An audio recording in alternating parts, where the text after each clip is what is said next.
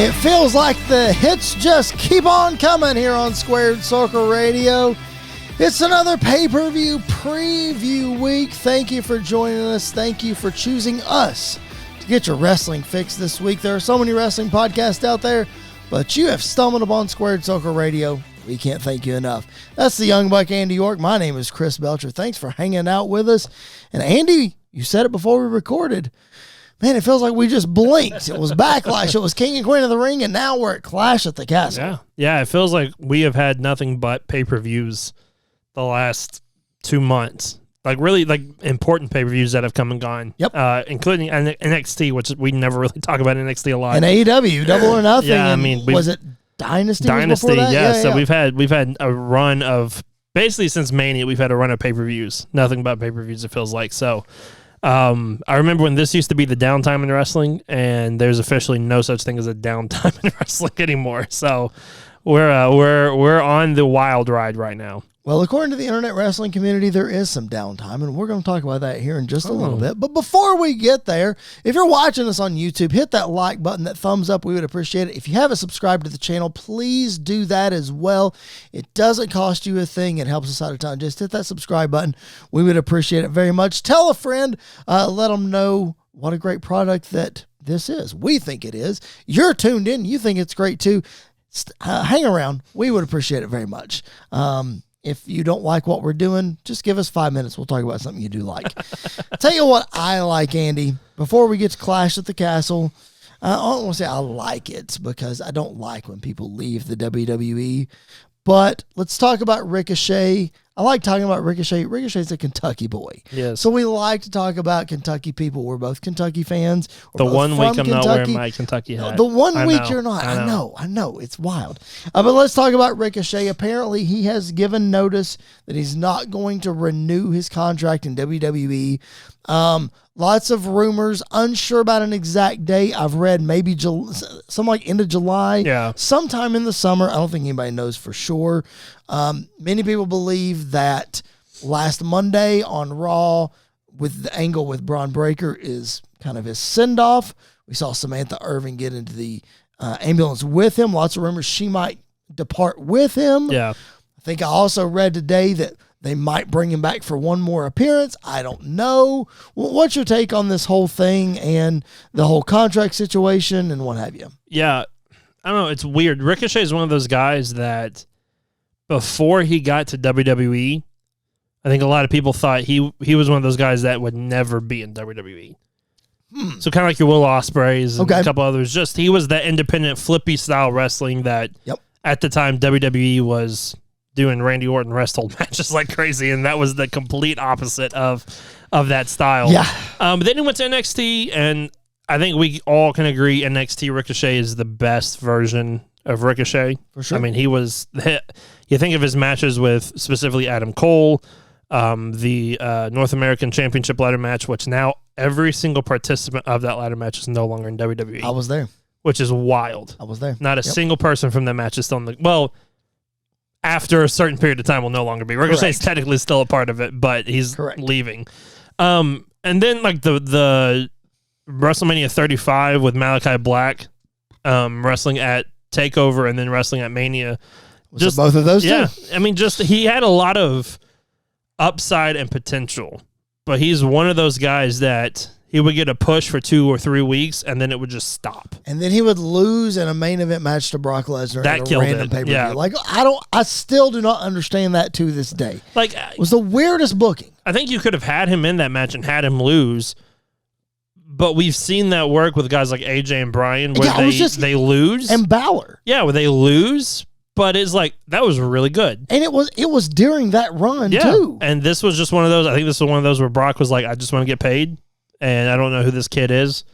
1 F5, let's go home. That's what we got. So I don't know. I feel bad for Ricochet. I think honestly is probably the smart thing for him to leave and to. I mean, let's be honest. That match at AEW with Will Ospreay is going to happen. It's going to be amazing. It's going to remind people how good Ricochet is once again. And then from there, I don't know. I don't know if he sticks around in AEW, if he does TNA, if he does New Japan, if he does kind of at all. Just kind of keeps his toes in everything. I don't know what's next for Ricochet. But as long as he's happy and as long as he's getting to do what he loves, which is wrestling, and he's in ring wise does some things that we've never seen before. Yeah. Then what more could you ask for a guy that's just trying to do what he wants to do? See, that would be where I would lean, is do it all. So I would rather see him go to New Japan, pop into AEW for the Forbidden Door shows, and fulfill some of the Will Ospreys, the Kenny Omegas, the running back with Adam Cole. Adam Cole, whenever he gets back in the ring, tagging with somebody against the Young Bucks or something like that. Like, I would like to see him more in New Japan and then pop in the AEW stuff. Yeah, I still think though, man.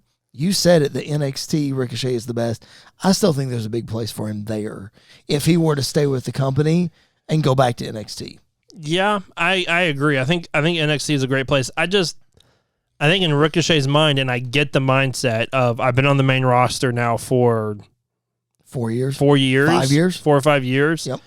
And don't have really that many accomplishments. Sure. And like, it doesn't seem like I'm getting anything because he gets a push for a little while, like I said, and then it just kind of stops. And we saw that with Chad Gable as well. Sure. Like, Chad Gable was getting a push and then stopped. Now it seems like he has, and the fans have kind of forced this Chad Gable push a lot more.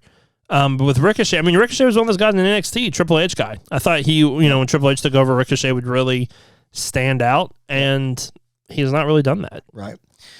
Do you think Samantha goes with him? I don't think just because he's leaving, she's leaving. I think Samantha is more valuable to WWE than Ricochet is. Oh, there's no doubt about that. And so, unless Pat McAfee wants to do ring announcing, because that was hilarious. That was hilarious. Really funny. I don't think I would want to hear him do that every week, though, for every single match. I don't either. But I think Samantha Irvin is very, very important, and I don't think they're going to let her go. Without a fight, at least. Yeah, I don't think so either. Especially, she's just been so popular with the fans, and she has such a great background. I saw a clip floating around of her on American Idol or something. Yeah. I mean, girl, she does it all. She does. So we need to keep her around.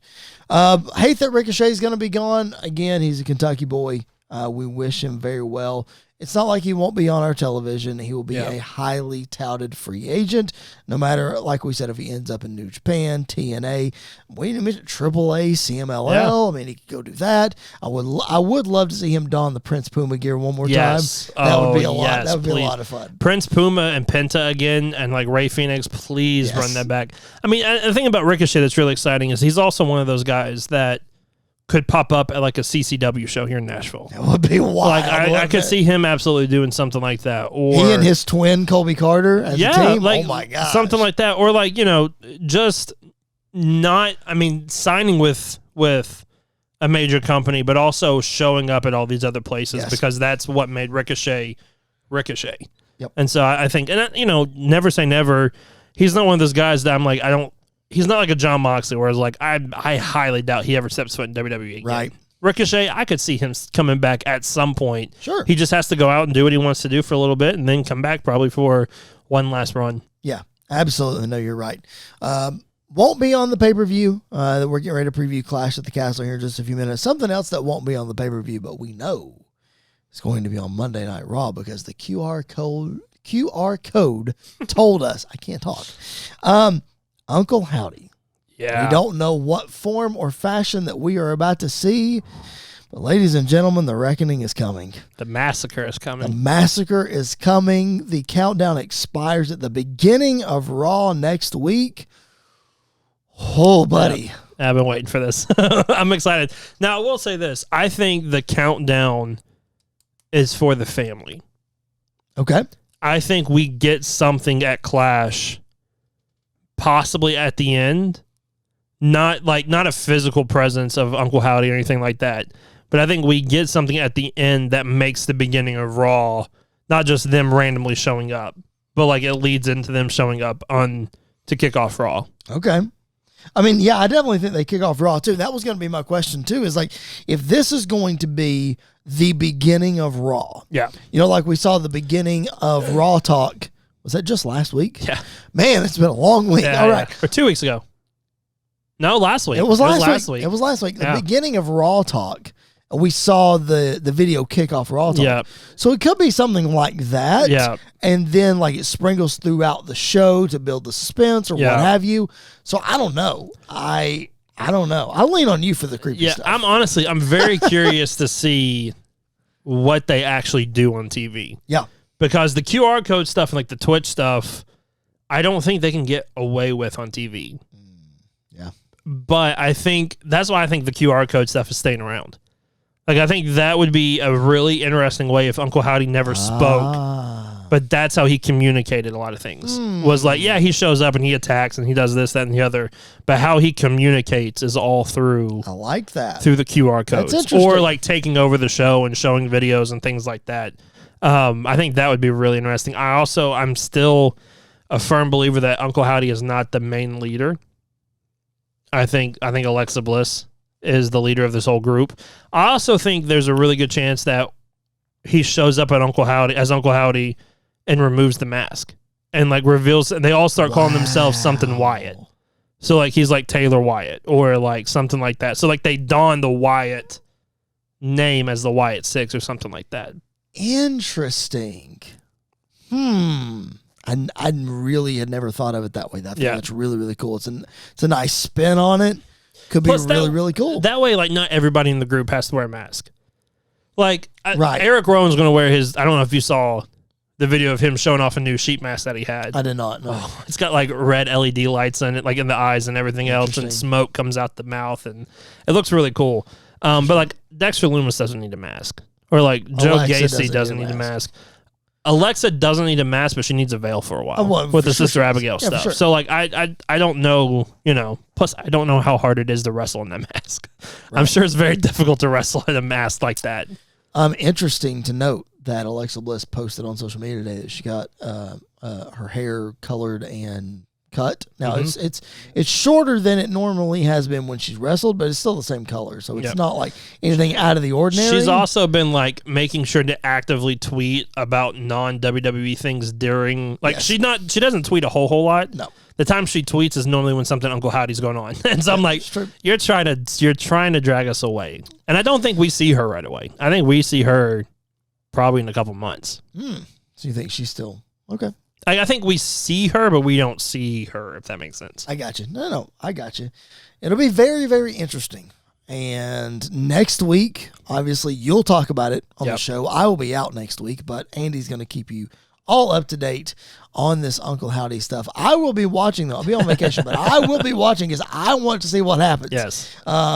Again, you follow the QR codes. You keep me updated, and then when it drops, I'm glued in. So let's go. So again, Uncle Howdy, we thought he might show up at King and Queen of the Ring. He did not. And we know he's probably not going to show up at Clash at the Castle. We still might get something, another QR code, a video, or something. But we know the countdown leads to Monday Night Raw. Something else that's not going to happen at the pay-per-view. Again, just a couple quick things we want to preview before we get to the pay-per-view. Appreciate you guys hanging with us. This will be the second pay-per-view in a row with no Bloodline representation. And that is the first time that has happened in months. Like long periods of time. I looked it up. The last time the Bloodline was not on a pay-per-view was Payback 2023. That's the last time they were on a pay-per-view. Yes. Wow. I know. So. Well, they weren't on King. Well, no, they weren't on King and Queen of the Ring either. No, they weren't. So when's the last time they went on back-to-back? That one hasn't happened. They've never not been on back-to-back. Wow. Since the inception of the Bloodline in, let's call it 2021. 2020. Let's call it 2020 when Roman came back. Let's say Payback 2020. Basically after the Hell in the Cell match with Jay. Yep. Yeah. Since then, they have never been back-to-back, not been on pay-per-view. That's wild. Yep. So we're seeing that for the first time ever. It's crazy because, I don't know, in my opinion, this Bloodline stuff is just taking some interesting twists and turns. Like a lot of people on the internet, if you read the internet wrestling community, which I have a very love-hate relationship with, a lot of people are really down on the Bloodline, and they're like, oh, it's terrible because Roman's not there, and I'm not paying attention unless Roman's there, blah, blah, blah. Yeah. But listen, this is wild stuff. Like, this is really interesting. Like, good can be relative. Yeah. You know what I mean? Yeah. But it is interesting. If you dive into it and you watch the nuance things with the guys getting renamed their nicknames and Paul Heyman hesitating the ones every single time. Yeah. It is really interesting. Yeah, and I think it's the interesting part is when Roman comes back. I think that's the thing that we're all kind of waiting for is Roman to come back and specifically be face to face with Solo. Yes. Like that's the part that's really, really interesting. The thing I'm waiting for is Jacob Fatu to finally show up. Like I need Jacob Fatu to show up and just be an absolute maniac. Who's the guy that's been floated around online this week that is supposed to be a new guy? Yeah. Who's that guy? So he's part of the Bloodline. He's part of the Bullet Club.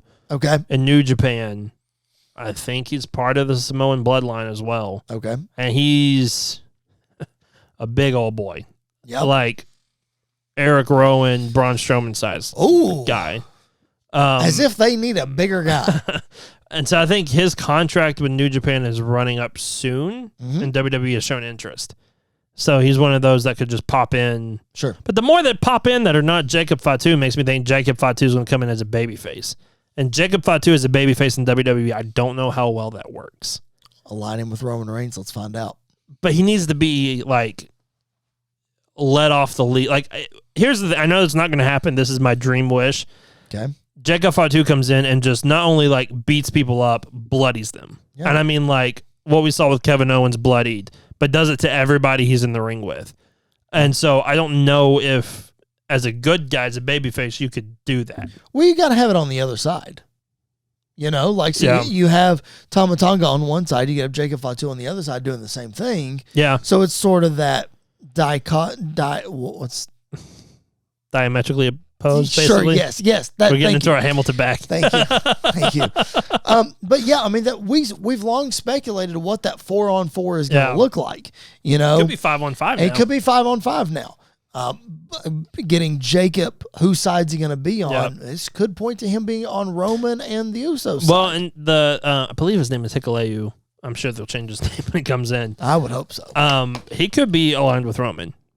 Yep. He couldn't just not even be in the Bloodline story right now and just go to NXT or something like that for a while. Yeah, that's really true. It's like you don't know what these guys because with Tama Tonga and Tongaloa, there was not a word that they were showing up. This one's gotten out, which makes me think that's for a reason. More than likely. For sure, because Triple H knows how to keep things secret nowadays and all that kind of stuff. It'll be interesting to see what they do going forward. I'm interested in it. I know you're interested in it. For those internet wrestling fans that don't like it, sorry. It's good stuff. Just pay attention, take it for what it is. Something else we got to take it for what it is before we get to the pay-per-view. Liv Morgan and Dominic Mysterio. Bro. And Finn now. You got to add Finn to the mix. Freaky Finn. I guess you got to add Finn to the mix. Okay, so let's lay it out. The twists continue. The hotel room key is the issue at hand this week. That was awesome. I love that they brought that in. It was really so good throughout the whole episode. So Liv hands her hotel room key to Dom. Dom freaks out about it. Carlito says it's cool. Listen, okay, hang on. Let's pause right here. I was very unsure about Carlito joining Judgment Day. It is amazing. He's still technically not in there. He's still not technically, but the that's cool moment, and I don't know if you noticed in their entrance when their pyro went off, he got scared himself. Carlito is so entertaining. Yeah, he is. Very entertaining. Yeah. Him being a part of this Judgment Day group is amazing. Yeah, it is. It really is. So you got Carlito saying it was cool about That's cool. No, it's not. About the room key. It was really funny. And then when Priest comes in, they say they take care of the room key thing, and the room key's not there. Yeah, it's gone. Room key's gone. So if you go look online, and maybe I just missed it, but there's video of Finn swiping. Oh no, that's the second time. Okay, so that's the first time they found it on Dom. Like they found it back on Dom because he was like looking, found it, threw it on the table. Okay, and then they were all talking about doing the Judgment Day business. And when they put their hands in, you see Finn slide his hand up and grabs put it in his pocket before he goes out for the main event. Okay, so I did miss it. Okay, so I got you. I know you got to add Finn in on this. How do you feel about Finn being part of? Okay, I don't want to say he's part of a romantic storyline because I don't know if he's the focus yet. Right. but he's somewhat part of it. What is your take with Finn in all this? My take on the whole thing is I don't think it's a romantic storyline. I think Liv is using the quote romance as a distraction to take over the entire Judgment Day. Yep. And I think her and Finn are in on it. Her and Finn are in on it together. Yeah. Like not a romantic thing, but right, like them like he is sick and tired of Rhea. Rhea left him because she got hurt. Damien's like saying he's in charge now, but he's not in charge, and he's mad at us every time we try to help him, this, that, and the other, blah, blah, blah. Dom's Dom. So we're just going to kind of leave Dom and JD. So I could see Finn and Liv working in cahoots and then bringing Dom in on their side for that Rhea moment at some point. What about, so Liv was spotted with JD 2 weeks ago. Right, and Finn brought in JD to the group. So do you think JD's in on it with them? Possibly. Is it just a way to maybe get Dom out, or maybe, I don't know. I think it's a good way to turn Damien face, spoiler alert, after he loses the title Saturday. More than likely. Or does he? Or we'll get there. We'll get there. We'll get there. There's a lot of scenarios, but we'll get there in a minute. Dude, the line that she says you need to be with somebody. Oh my gosh. That would call you daddy. Oh my gosh. Dude, I was so surprised that there was not that big of a crowd reaction when that happened. Yeah, listen, the crowd sucked. The crowd Monday night was horrible. Not good. It was horrible. Me and Katie were sitting on the couch, and I was like on my phone, like scrolling. I think the Uncle Howdy QR code just happened or something. I was on my phone scrolling, and we were watching it, and it happened, and Katie went, well, and then went back to scrolling. I was like, yeah, I mean, this is great. This is captivating. Like, it's such soap opera TV that I love every second of it. And then the spot where she falls off the apron and lands Pat on McAfee during the whole thing. Pat McAfee afterwards, while Michael Cole's trying to go to some video package or something, and Pat's over there like explaining still what happened, was just hilarious. And then, speaking of Pat, did you hear the one-liner Michael Cole dropped that got Pat McAfee? No. So it was during the Judgment Day versus Ray, Dragon Lee, and Braun Strowman. Yeah. And Braun Strowman was in the ring, and I forget who the referee is. Oh, when he called him Dracula? Yes, that was Pat good. literally had to mute himself because he was over there dying laughing while the whole thing. And it was like, what the ref even do to you to deserve that one stray bullet from out of nowhere? Oh, there must be some inside joke there. It was so funny though. That was really funny. I do remember that. That was so funny. And Pat, I think on his show, on the Pat McAfee show on Tuesday, he was talking about it. Talking about how he didn't get to use the patastrator with the key or whatever. Oh yeah, or he'd have used it on the apron spot. Yeah, he probably would have got us kicked off the air doing that on the. So listen, speaking of getting kicked off the air, if this was the Attitude Era, which I'm not saying it's not going to happen next week, I may be speaking this into existence, but there would be a follow up at the hotel with the hotel room key if we were the Attitude Era. Oh, absolutely. Now, do we get it anyway next week? Do we get something? There has to be something. We just got nothing with, like, the hotel room key meant nothing afterwards. And so I think we get something. I don't know what I want to. I mean, we've seen it in the past with, like, when Mandy was trying to seduce Jimmy Uso. Oh, that was a weird storyline. And then Drake Maverick getting married and with the 24/7 title and R-Truth being under the bed and everything else. That's true. Yeah, so we've had it before, but not to this level.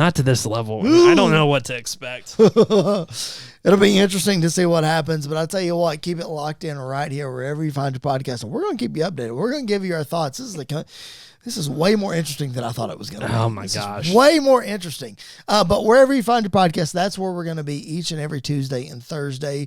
If it's on Apple, if it's on Podbean, if it's on Spotify, Google, all the things, just make sure you're subscribed. Follow the show. We would appreciate it. If you want to drop us a 5-star review, we would appreciate that very much as well. Don't forget our friends over at Sports Wire Radio as well. That is our exclusive partner. Tom and the crew over there, a fantastic job of promoting us, playing our shows all the time, just all the things. Not only our show, but great wrestling content over there on Sports Wire Radio. Make sure you keep it locked in. SportsWireRadio.org. That's where you can listen live. That is sports with a Z. Support those guys. I know they would appreciate it very much. Andy, let's get into it, man. Clash at the Castle. We're going to run through all these matches. We're going to give you our predictions, and then we're going to rapid fire our predictions at the end. Go through them one more time. Let's start at the top, man. Don't know what the main event of this show is going to be. I want to call this the main event. It might not be, but it's for the undisputed WWE Championship in an I Quit match. Cody Rhodes and AJ Styles mixing it up one more time. You were a little skeptical last week about the speech and the Mark Henry ripoff and what have you. Now we have added an I Quit stipulation. Have your feelings changed? What do you think? I mean, I'm excited for it. I think when's the last time we had an I Quit match in WWE? It's been like 2 years. Edge and Finn Balor. When they beat up Beth. Yeah. So it's been a hot minute since we've had one. Yep.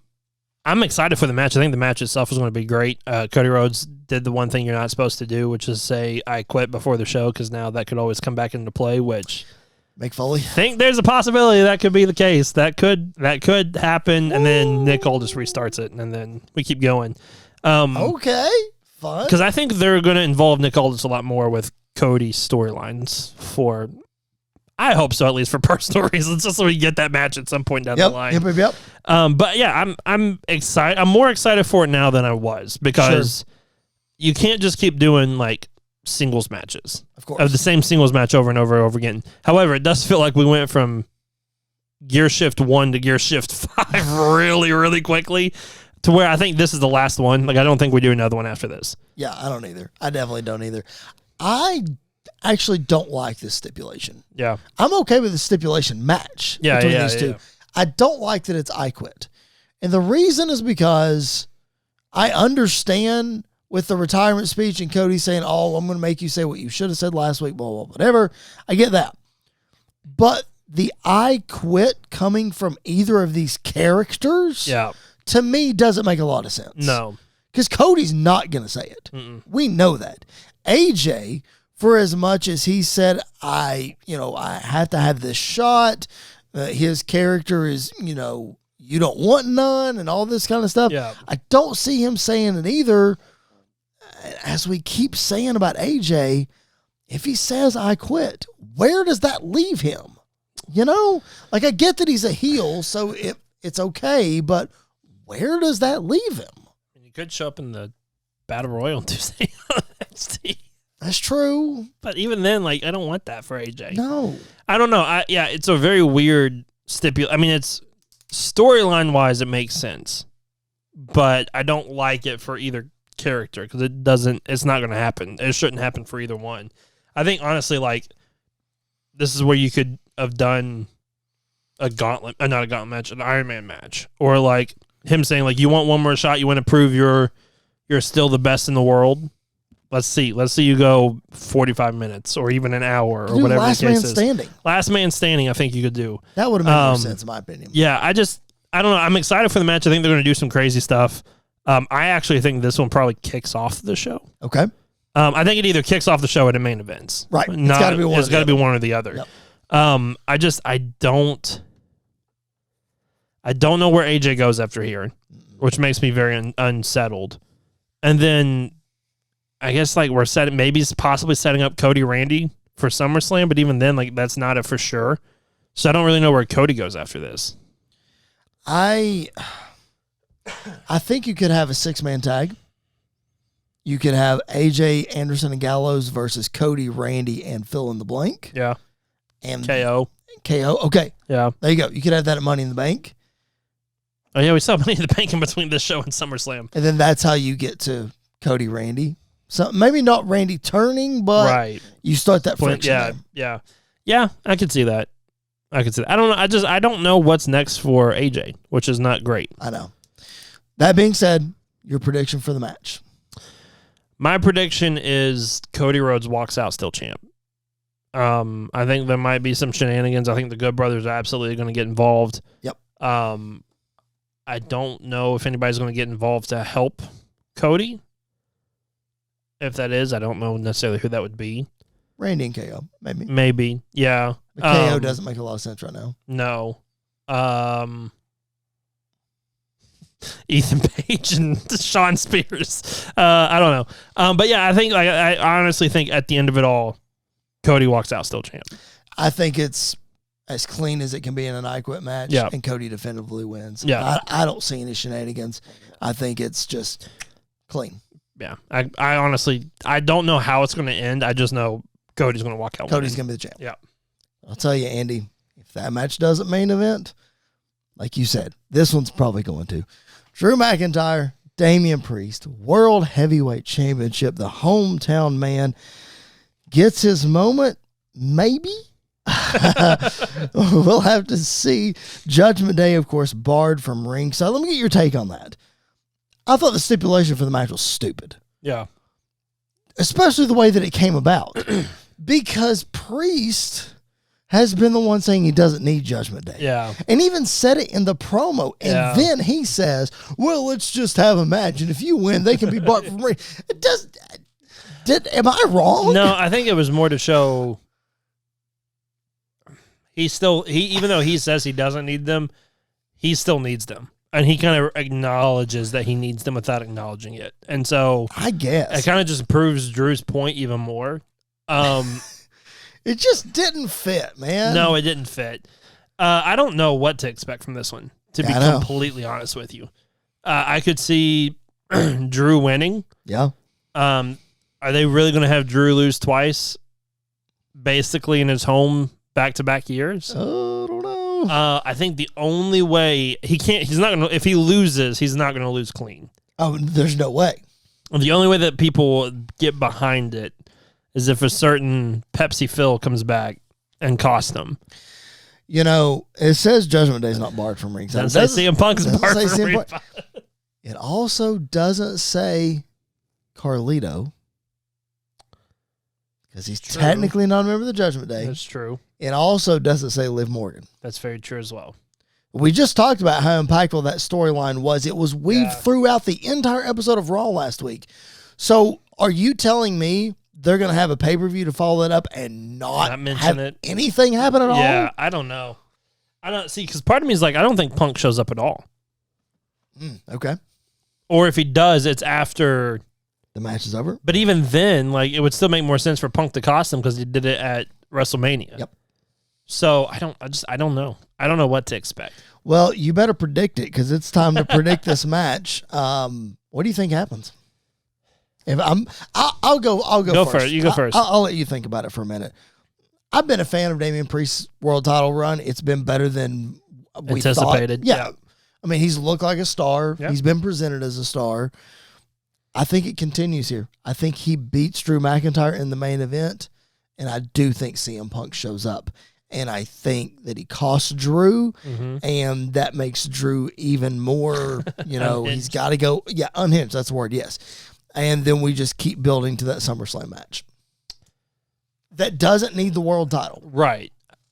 Here's my question. Okay. What's the bigger SummerSlam match? This is an honest question. Yep, I know. Is it Drew and Punk, or is it Drew and Gunther? It's Drew and Punk. I agree. Because even though Gunther's going to win, we've seen it. Even though he's probably going to win the world title, that's not the money match for Gunther. The money match is the next month at the Berlin show when he walks in as champion against whoever that is. That's the money match. Yeah. That'll be the main event. Unfortunately, I think for that SummerSlam, that match is going to get buried somewhere in the card. Yeah. So it doesn't need to feel as big. That's true. That's very true. I think, gosh, I don't know though. My heart wants to see Drew with the title. Of course. Yes. Mine does too. Because who does Priest face after this? Because the first name that kind of popped up that'd be very interesting is if we did Sheamus and Priest. And Sheamus won, and we do Sheamus Gunther at SummerSlam because of the whole Ludwig Kaiser callback thing. Sure. Do Sheamus Gunther at SummerSlam. Okay. I think we're still probably heading to Priest Gunther. Yep. But at that, that's heel versus heel, which I know is not as big of a deal anymore as it used to be, but still it's kind of. I think Gunther would be the babyface in that one. It depends on where this Judgment Day thing goes. We just sit here and say that they're trying to turn Priest. They might be trying to turn Priest, but Priest in a match with Gunther, people are still going to be more behind Gunther than they are Priest. So that's the kind of mix up there. Yep. I think though at the end of the day, I think when it's all said and done, Damian Priest is walking out still champion. I don't think he gets pinned. I don't think he pins Drew. Oh, okay. So I think we get some kind of shenanigan. Lots of it. Schmaz finish. I want to see JD McDonough be the Austin Theory this year and get knocked out by the Gypsy King. And then Joe Hendry comes out to make the save. Everybody's run the Judgment Day off or whoever. Punk comes in and costs him. I could see that happening. That's hilarious. All right. Well, Drew McIntyre is the hometown guy. We'll have to see if he gets it done for the World Heavyweight Championship. But I'll tell you what. There's competition for the biggest pop of the night because Piper Niven going up against Bayley for the Women's Championship. Oh, man. I don't know. Is every hometown person going to lose? You know, I don't know. Because I know Bayley versus Nia Jax would be interesting. Yeah. But I don't think Piper Niven versus Nia Jax. Piper versus Nia would be now, interesting. I know we're in the era of long title reigns, storytelling, Triple H, blah, blah, blah. I could see this being a spot where they flip the title just for the pop, and then at Money in the Bank, Bayley gets it back. And then we go Bayley, Nia Jax. Here's the thing about Bayley is Bayley in international crowds is loved. So, therefore, you can't go wrong with having her lose. I don't think you can go wrong. I don't think you can go wrong with having her win either. Well, yeah, but it's Piper Niven. See, I think if any hometown person is going to win, it's going to be Alba Fire and Ilsa Dawn. Well, we're getting there. But I don't know. This one's going to be interesting. I think I love the fact that they're putting Bayley against the monsters of the division to kind of let her go through them to like establish herself. So when the biggest monster of them all, Charlotte, comes back, she can kind of wrestle her and go through that. Because that's probably SummerSlam. You think we're that? I think we're ready for that. Is she back by then? Probably. She's like Cena. She's probably going to be back by then. Who knows? That's true. It's a good point. But I mean, I think it's going to happen sooner rather than later. Yeah. Charlotte and Bayley for the title. No, because that's got to be Nia. Remember, because Nia won Queen of the Ring, so that's got to be SummerSlam. So whatever's after SummerSlam. Bash in Berlin. Yeah. See, I think Bayley probably holds the title for a while. I think if anybody's going to lose their title early, it's going to be Priest, not Bayley. Okay. All right. So I'm sticking with Bayley for this one. You're going prediction Bayley. I'm going we see a new champ. I think Piper Niven I think she gets a rub just for a minute. And I think she drops the title back at Money in the Bank. See, you know, it'd be great is if she won it and then handed it to Chelsea. That's what I want. What we have, I mean, Chelsea's going to lay claim to it anyway. Oh, absolutely. So we have the celebration on Friday Night SmackDown. Yeah. And then she just hands it to Chelsea. Oh, no, I would do it. I would do it at Clash. Oh, that would be amazing. And we have a big, like, celebration on SmackDown. That would be amazing. Bring in Cardona. Like, let even Cardona be there to, like, knight her or whatever the case is. You are speaking my language. Let's go. And then Bayley just kills her. Probably, but it's okay. That would or Nia just kills her, one of the two. That would be incredible. All right, let's talk about the ones you mentioned, the other hometowns. Man, we are just competing for the biggest pop of the night. This one is a triple threat for the Women's Tag Team Championship. Jade Cargill and Bianca Belair defending against Shayna Baszler and Zoe Stark, as well as Alba Fire and Isla Dawn or Ilsa Dawn or whatever it is. I don't know. Regardless of how you pronounce their name, I'm just going to tell you right now, I'm predicting them to come out champs. I think this is a good situation for Jade and Bianca to not get pinned, and they drop the belts. And if we're getting there at SummerSlam, if that's we do it at SummerSlam? I think we do it at SummerSlam. Yep. Because I still think we're somehow heading to Jade Charlotte at Mania and Rhea Bianca at Mania. So I think you go ahead and do this one at SummerSlam. I don't hate that. I mean, I'm for that. You really want to put the two people that curse the titles back on? Give them the titles back. Sure. I think that'd be. They never did anything with that story, which that was very interesting. Right. That whole storyline. I think if we see the titles change hands at all in this show, it's either going to happen in the world title or this match, and I'm leaning more at this match. Okay. I think this happens at Money in the Bank, though, to keep Jade and Bianca out of the Money in the Bank match. Okay. I think because I'll be real honest with you, I don't think Alba and Dawn are going to get the biggest pop of that probably match. not. I think Jade's going to get the biggest pop of the match. Of course. Coming out. So I think they ride that wave until we get to Money in the Bank, and then you can have, I don't know, Candace and see that's one point though. I would love for Candace and Indy to take the belts from them. I really would, but this is an established tag team. Yeah, that's true. It's the only not two singles that are put together. The only one I could see that they've kind of been teasing a little bit on SmackDown is Nia and Tiffany. Okay, I could see those. I could see them going after it. Could deal with that. That would be fun at Money in the Bank. Yeah, but then Nia's got she could go in as champ. She go into SummerSlam already as a champion, trying to be two belts. Then you take Tiffany out of Money in the Bank, and I don't think that's. I don't think you necessarily have to do that. Okay, I think she could pull WWE. Okay, I honestly think she is going to be Miss Money in the Bank. Oh, she absolutely. And I think it would be really interesting for her to be Miss Money in the Bank, and also be tag champs with the current champ at the same time. That would be interesting. Because that's the only way you can make it really work with two heels. That's true. So I think that would be very fascinating if we could get to that point somehow. Right. So your prediction is? Jade and Bianca walk out still champs. I'm going new champs, Alba Fire and Isla Dawn. I think it's time. I think I've been itching for them to be champs for some reason, not because they curse styles or whatever, but I think this is the spot to do it. It makes the most sense. All right, another championship match. Holy cow, that's all 5 matches are championship matches. I like it. Makes it feel important. Show. It's huge. Sami Zayn, Chad Gable, Intercontinental Championship. Lots of different ways you can go with this one, man. Where, again, we've said it, in the era of long title reigns, Sami Zayn's had it since WrestleMania. What do we see here? Especially with the contract status of Chad Gable still up in the air. Is it? Is it not? I don't know. I think this... Do I want to say this? I will say this. I was right at WrestleMania, so I'll say it. This is my lock of the night. Oh, here we go. Andy's lock of the night. My lock of the night is lock it up. Mid-match, we see Maxine walk out on Chad Gable. Okay. We see Tozawa walk out on Chad Gable. Okay. We see Otis walk out on Chad Gable. Okay. And he's all by himself. He eats a haluva kick. Yep. And the Creed brothers come out, distract Sami Zayn, and Chad Gable, alongside the Creed brothers, is your new Intercontinental Champion. That is a fun prediction. I like that. That's my lock of the night. And you know what it leads to? SummerSlam. Yep. Chad Gable versus Otis. Yep. And Otis winning the Intercontinental Championship at SummerSlam. No, I don't think it leads to that. I think it leads to the match.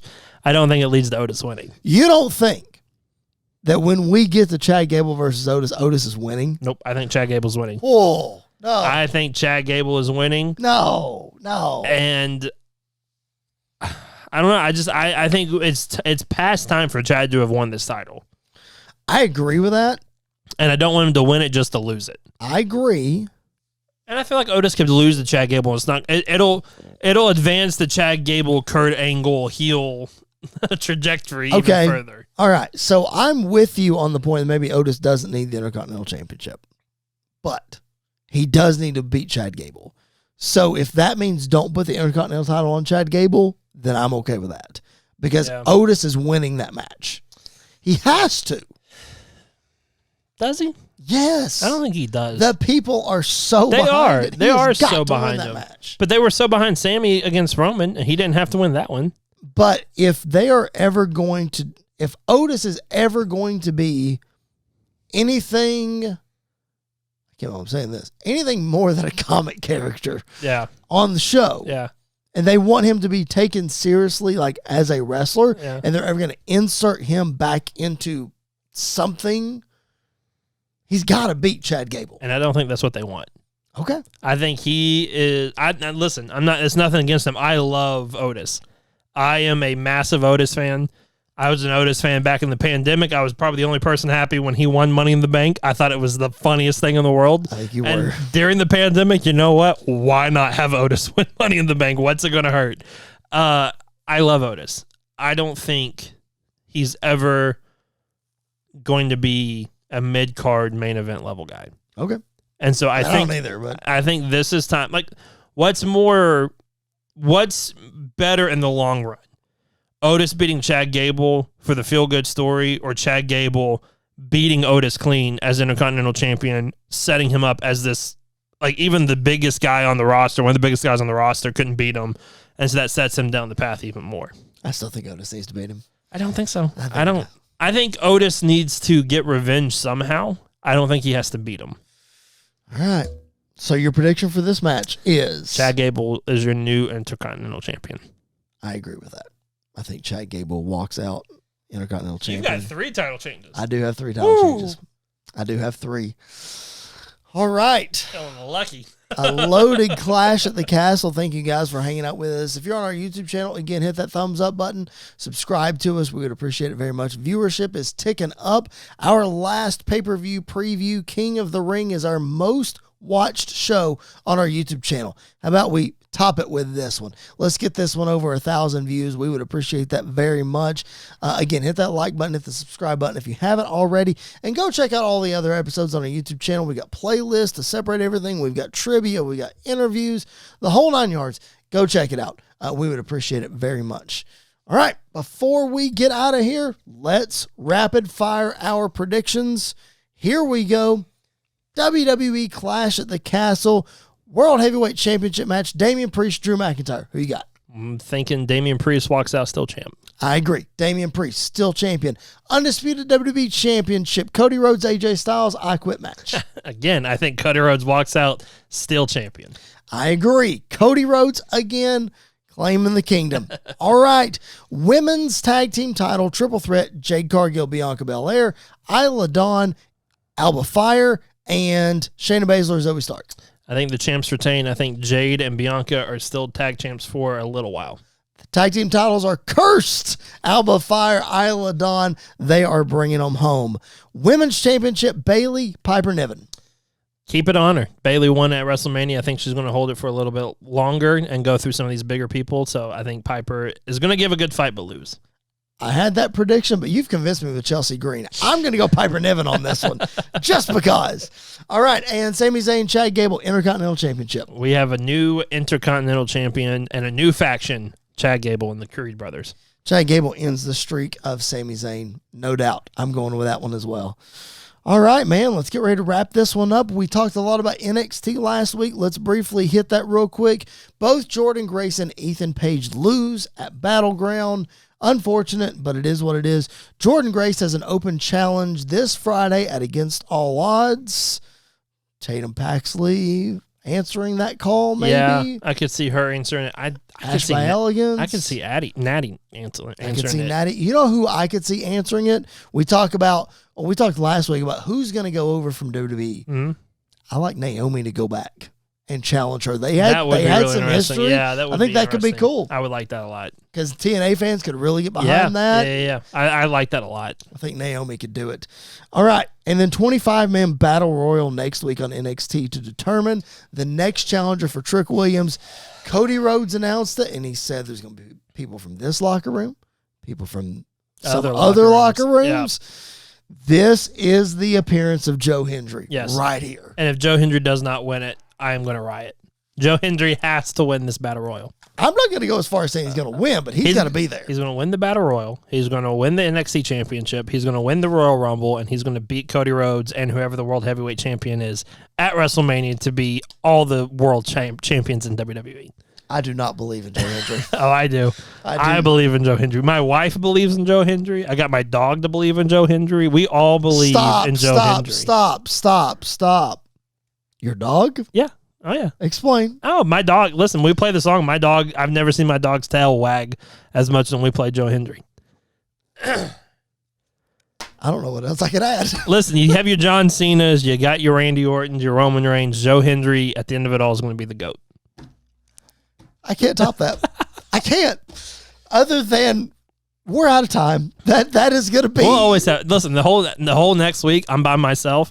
It's going to be nothing but Uncle Howdy, Joe Hendry talk. And so it's going to be the greatest episode of Squared Circle Radio of all time. Listen. Uncle Howdy's debut is going to be impactful. Yeah. If Joe Hendry wins that Battle Royal, you can talk about him all you want. Because I'm not going to be here. Yeah. But Andy will be here next week. We will have an episode next week. I'll be on vacation, but I might pop in next week. We'll see what happens. Anyway, just make sure you keep it locked in right here on our YouTube channel. Make sure that you keep it locked in wherever you find your podcast. Make sure you keep it locked in on SportsWire Radio. We are available on all three of those platforms. Tuesday and Thursday, make sure you check out MCWF Week 18, released also today. Normally, we don't do 2 episodes in one day, but we had to delay this episode, so you got 2 today. Go check them both out. We would appreciate it very much. Man, anything else to add? It's been a fun episode. It has been, but it's my goal at the end of by the end of the year. Gosh, Chris Belcher will be a believer in Joe Hendry. Listen, the theme song is catchy. I get it. Oh, the whole guy is catchy. He's amazing. I just think it's funny to give you crap about it. Can't believe your dog believes in Joe Hendry. Everybody believes in Joe Hendry. Unbelievable. All right. For Coco. For Andy York. My name is Chris Belcher. Follow us on social media at SQCircle_radio. Our social media handles are on the YouTube screen. Make sure you do that. Make sure that you check us out every Tuesday and Thursday. All right. This has been Squared Circle Radio. We'll see you guys next week.